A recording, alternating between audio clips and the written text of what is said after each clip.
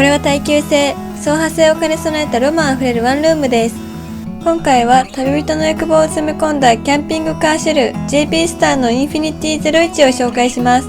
まずは特徴紹介。このシェルを乗せればピックアップトラックが家になります。着脱簡単車検なし。もちろんベースはピックアップなのでアクロもいけますよ。アタッチメントもたくさんあるので旅に合わせて装備をカスタマイズできます。ロマンギミック多数。これは大人になってもワクワクします。中はまるで秘密基地のようなワンルーム。室内高2メートル、クーラー、FF ヒーター、温水、大容量バッテリーに巨大インバーター、手が届く範囲に全ての設備が収まっています。他にも紹介しきれない装備がたくさんありますよ。全部標準装備で250万とかいうバグ価格。今回はこの活かしたキャンピングシェルの良し悪しを徹底調査していきます。ゾンビ映画にでも出てきそうなこのフォルム、早速外観から紹介します。トライトン。各種ピックアップトラックに合わせて作られているので、トライトンやハイラックス、旧型モデルのピックアップにも取り付けができるそうです。着脱するときは4本の足を取り付けてシェルを浮かせれば OK。シェルの重量は 500kg。ベースがピックアップとはいえ、運転への影響が気になります。この辺は大事なポイントなので、後で実際に運転して徹底検証していきます。シェルの外装はアルミ、壁から床、天井まで断熱材が詰まっています。ポップアップすれば室内高2メートルの空間ができるので大人でも立てますね。気になるのはテント生地の断熱性能。これも大事なポイントなので後で調査します。ただでさえ迫力があってかっこいいトライトンですが、これを乗せるとさらに迫力が増しますね。スワットでも飛び出してきそうだ。細かい部分も紹介します。右側面にはスコップ。キャンプの時とかスタックした時あると何かと便利なんですよね。断熱アクリル二重窓。この辺はシャワー関係ですが後で紹介します。クイックリリース可能なパネル。オプションで好きなアイテムを取り付けられます。これはドレスアップにもなりそうですね。シャワー用のタープ。これも後で紹介します。ちょうどこの辺りにベッドが来ます。ポップアップすると屋根が70センチぐらい上がります。背面は入り口。両サイドにパネルがついています。右側には脚立。左は何もついてませんね。個人的にはここにゴミ箱とかつけたいです。左側面はサイドオーニングがついているので、それに合わせてコンセントや 12V 電源などがついています。ここには水タンクとかつけられれば良さそう。サイドオーニングについても後で紹介しますが、これはキャンプも楽しくなりそうですよ。そしてこのパネルは鼻上げ式になっていて、シェルの中にアクセスできます。シェルとボディは繋がっていないので、行き来するには一度車外に出る必要があります。天井には 400W のソーラーパネル。クーラー使わなければ電力はこれだけで賄えそうです。このランプもかっこいいですよね。点灯しながら走行すると違反になってしまうそうなので、これはロマン装備です。ここまでいろいろ紹介しましたが、オプションはスコップだけです。最初にお話しした通り、ほとんど標準装備なのはありがたいですね。いよいよ内装を見ていきます。脚立があるので、乗り降りがきつい人は活用しましょう。中はこんな感じ。ポップアップしないと休憩はできません。ポップアップのやり方は簡単で、四つ角にある金具を外します。身長150センチだと手が届かないので、脚立を使いました。持ち上げるにはかなりの力がいるので、背中で押し上げるようにするといいですよ。これはオプションで電動にもできます。室内高2メートル、秘密基地のようなワンルームが出来上がります。広い。この狭い空間に必要な設備が全て詰め込まれているんです。ロマンありますよね。ベッドに登る手間すら楽しい。これは子供の頃妄想した秘密基地です。ほんと秘密基地みたい。天井にはオプションの断熱アクリル二重窓。外の様子も伺えますよ。テント生地を開ければ換気もできます。生地は断熱仕様になっています。とはいえこれはただの布。この辺の断熱性能は後で直射日光の場所で検証していきますね。設備紹介します。12V クーラー、爆速で冷えます。水道完備、温水も出ます。冬は必須の FF ヒーター。反対側にはオプションの冷蔵庫。奥行きがある上に冷凍室付きです。テーブルに IH、アクリル二重窓はもちろん便利仕様。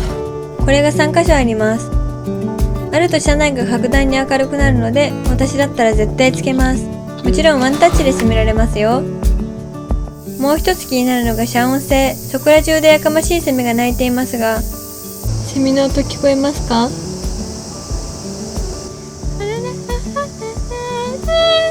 蚊会話に支障が出るほどではありませんが、就寝時に気になる人も多いと思います。大事な部分なので、車中泊が想定されるサービスエリアで検証してきました。外の音は少し入ってきますが、クーラーの音でかき消されるレベルです。隣にアイドリング中のトラックがいてこれなので、思ったより遮音性は良さそうです。隣に冷蔵トラックやバカでかい音の改造車が来たら気になると思いますが、通常のパーキングなら快適に眠れると思います。操作パネル、バッテリー残量、水の残量はここにまとめてあります。これはデモカーなので別の車のパネルが埋め込まれていました。3000W の巨大インバーター、バッテリーは 400Ah の大容量です。充電方法は走行充電、ソーラーパネル、外部充電です。走行充電があれば毎日クーラー使えそうですね。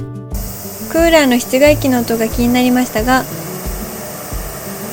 フル稼働時は後ろにいると少しうるさいです。横に行くと全く聞こえません。夜にフル稼働することはないと思うので、車中泊に影響はなさそうです。そして玄関口のパネル、汚れても洗える素材なので、ここだけ土足にするのも良さそう。料理や洗面は全て玄関から手が届くので、いちいち靴を脱ぐのも面倒ですし、私だったら土足にしちゃいますかね。こんな感じでテーブルから先は一段高くなっているので、ウッドパネルの部分をそのまま靴置きにしても良さそうですね。ベッド展開は簡単。5秒です。ベッドサイズは 200×160 センチ、大人が2人、子供も含めれば3人は寝れそうです。快適。テーブルを下げれば下にも165センチのベッドができるそうです。いやー、落ち着く空間だ。収納を見ていきます。ワンルームにこれだけの設備を詰め込んでいるので、収納は犠牲になっていますね。ここが一番大きな収納でした。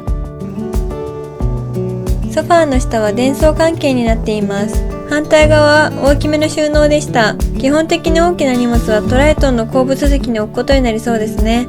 今紹介したものもほとんど標準装備なんです。オプションは冷蔵庫、天井アクリル窓くらいです。このクーラーや FF ヒーター、巨大バッテリーやインバーターも全て標準なんですよ。シェルの固定は4点を西目ベルトで固定しているそうです。高速行ったり揺れる林道も走りましたが、ピクリともしないので脱落の心配はなさそうですよ。荷台に固定すれば8ナンバーの取得もできるそうです。1ナンバーから8ナンバーに変更することで、車検が2年ごと、高速料金が普通車扱いになるそうです。いつでも取り外せる仕様で幅広く使うか、固定してファミリーカー兼旅車として使うか、迷いどころですね。次はサイドオーニング。これ最高じゃないですか？これなら雨が降っても玄関口が濡れなくて済みますね。反対側は即席シャワールームです。水タンクが50リットルあるので、2回分のシャワーぐらいなら使えるそうです。シャワー使うとしたら、山に数日間こもる時の緊急用としてですかね。もしくは海で泳いだ時ですか？もちろんシャワーは温水が出ますよ。ラップポンなどを置けば緊急用のトイレになりそうですね。明るいので分かりづらいですが、左右後方それぞれ LED ライトがあります。ちなみにこのサイドオーニングもシャワータープも標準装備です。一番大変なのはポップアップした天井を戻すとき、全体重かけても下ろせないので足で踏ん張って腕力も使えます。めっちゃ大変。これが一番しんどい。男性なら問題ないかと思いますが、マジで大変です。ポップアップはオプションで電動化にもできます。私的最優先のオプションはポップアップの電動化です。ここからはいよいよ走行編です。500キロのシェルが運転にどう影響するのか見ていきます。まず出だしの加速感ですが、トルクモリモリのディーゼルトライトンには何の影響もありません。上り坂の発進だろうと何のストレスもありませんよ。さすがピックアップトラックだ。高速域はどうでしょうか？合流加速、全く問題ありません。直進安定性、全く問題ありません。高速域での加速、全く問題ありません。120キロ巡航、快適です。ということで、性能面に関しては何も心配することはなさそうです。おいおい、褒めすぎだろって思うかもしれませんが、もともと重い荷物を運ぶ設計で作られているので、当たり前っちゃ当たり前ですね。これがピックアップの本来の使い方ですね。現実的な話をします。気になる燃費ですが、トライトンの高速での実燃費はだいたいリッター15キロぐらいだそうです。今回測った時はリッター13ぐらいでした。燃費はリッター2キロ分ぐらい落ちるようですね。唯一気になったのは乗り心地。重い車両を乗せているからか、後ろ側がふわふわ跳ねるような感覚がありました。表現が難しいのですが、段差を踏んだ後、車体が元の姿勢に戻るのにワンテンポ遅れる感じです。ここの挙動を見てほしいのですが、段差で左右にグワングワン揺れているこの感じ。高速走行では全く気にならないのですが、段差の多い山道では乗り心地が悪化しそうです。運転で唯一気になったのはこれぐらいですかね。この辺はサスペンションとか変えると改善できるんですかね。詳しい方はコメントで教えてもらえると嬉しいです。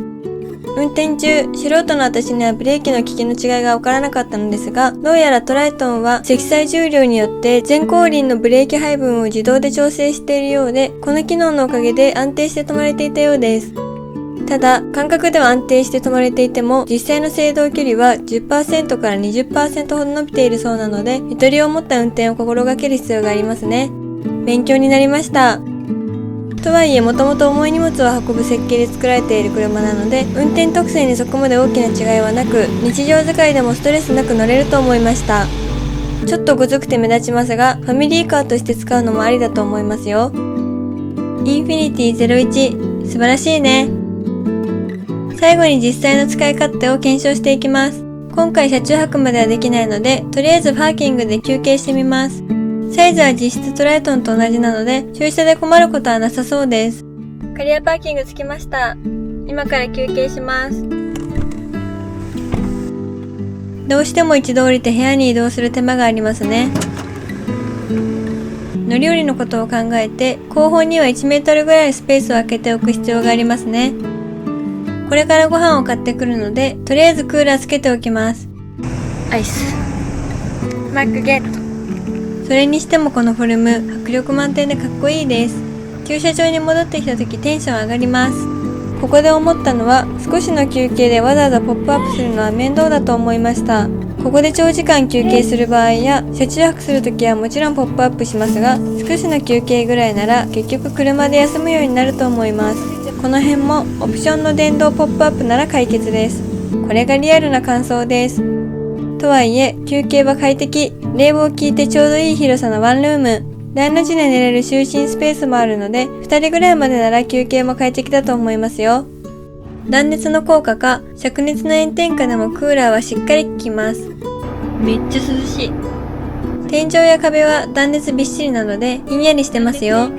心配していたテント生地の部分ですが、断熱生地になっているようです。触ると少し暖かいですが、室内が温められるほどではありません。大人の秘密基地、車中泊の質がワンランクアップします。耐久性に走破性を兼ね備えたピックアップトラック。これが家になるんです。最後に、インフィニティ01についてもう少し詳しく紹介します。対応車種は旧型含めたハイラックスやトライトンなどのピックアップトラックです。シェルの土台を車種に合わせて設計しているそうなので、そのまま乗っけられるみたいですね。このクラスのディーゼル車なら重さは感じず、快適に旅ができると思いますよ。ハイラックスは黒のシェルが乗っていますが、これもかっこいいですね。これから仕様が変わるようで、こちらはテーブルが取り外し可能になっていました。今後どんなワンルームが仕上がるのか楽しみですね。